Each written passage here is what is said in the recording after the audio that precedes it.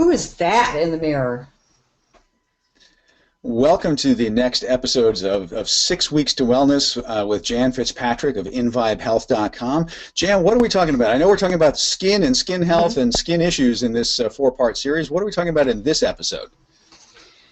Well, did you wake up this morning and look in the mirror? I mean, really look in the mirror and think, who is that? That's not who I remember it to be. And what we're going to be talking about is that the skin is a reflection of your health from the inside and the outside. Excellent. Well, that sounds quite fascinating to me. And so what are the specific bullet points that we're going to cover in this episode that we can highlight for people right now? We're going to be talking about what the skin is, what it does, and some things we can do to improve our digestion. Now, I know that sounds a little odd, but everything in Ayurveda, they believe that your health starts in your intestines, in your digestions, in the way you take in things in the world. And we're going to be talking about a few things you can do to improve that. Excellent. Okay, well, let's dive in because that definitely got my attention, so we'll save that best part for last there.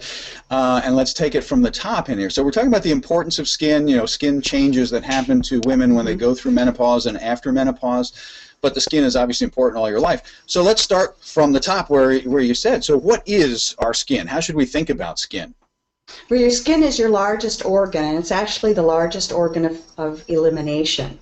Mm-hmm. And most people think about it as being what you see, what you can feel on the outside, but it actually is a closed system to protect you. It's your first line of defense. So your skin actually goes from the outside into your mouth, down your esophagus, into your stomach, your intestines, out the other side, and around. Mm-hmm. So it contains your nervous system, some immune system stuff. It's your sense of touch, hot, cold. It's really your interface on the outside with your environment. So true, right? And so many people forget to even think of their skin as an organ, right? You just kind of take it for granted, for better or for worse, but it is an organ. It's a very complicated organ system, and it does all of these things. Now, I just want to highlight the one you said, the largest organ of elimination. Explain that just for a second there. What are we eliminating through our skin? Well, if you think about it, your skin covers almost everything in that tube that we're thinking about. So everything you eat, drink, breathe comes into your body, and it generally goes out through your body, through your skin. You sweat, your elimination process that we all know, your urine, feces, all of that touches the inside skin. So that's how you're actually eliminating it. Yeah, and that's fascinating too, right? Because you tend to think of your skin as what's on the outside, but you're absolutely right, of course. The skin is the complete wrapping, so it's the inner wrapping as well of, the inner wall of what holds things into your on the inside of your body versus the outside. So yeah, fascinating. Well, so a lot to think about there. So people need to have a healthier respect for their skin than they probably do at this point there. So we've already talked a little bit, but let's go into a little more depth then about what our skin does. What is your skin? So it's an elimination system. You're sweating. You're exuding things through your skin. What else? What else is the skin good for? And why should I have a good respect for my skin? Well, mainly because it protects us. It protects us from microbes and viruses and the elements. It keeps those things away. We literally have an immune system in our skin all the way through, inside and out, that prevents invaders from coming in. Your skin, it's hard, you can't really, it's cover, but it's also protection. And it also, and as many people know, the skin is actually the place where vitamin D is produced from the sun coming in and touching. Right, so it's our solar system too. It's a solar array. And I was fascinated once when I read that your sweat actually has antibiotic properties. I didn't know that. That actually is part of what protects you from infection. So. Well, your sweat is salty, and one of the best things you can do to preserve, as we know, preserve meats is a high salt content. So there are chemicals in there as well, but it also has to do with the salt. Interesting. Absolutely. All right, well, I can't resist holding off and getting to the one that's really got me scratching my head, and of course that's part of my skin too, right? So what in the world does my skin and my digestion have to do with one another?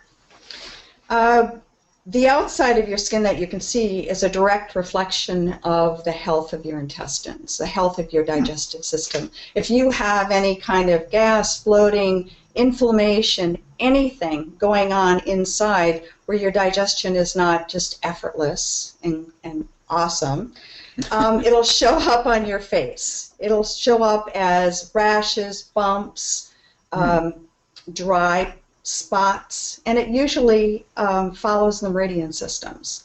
So if you know where you're showing up on your face, you can kind of, knowing the meridians, track back to what might be the organ system or whatever is happening. Wherever the imbalance is, you can actually figure it out.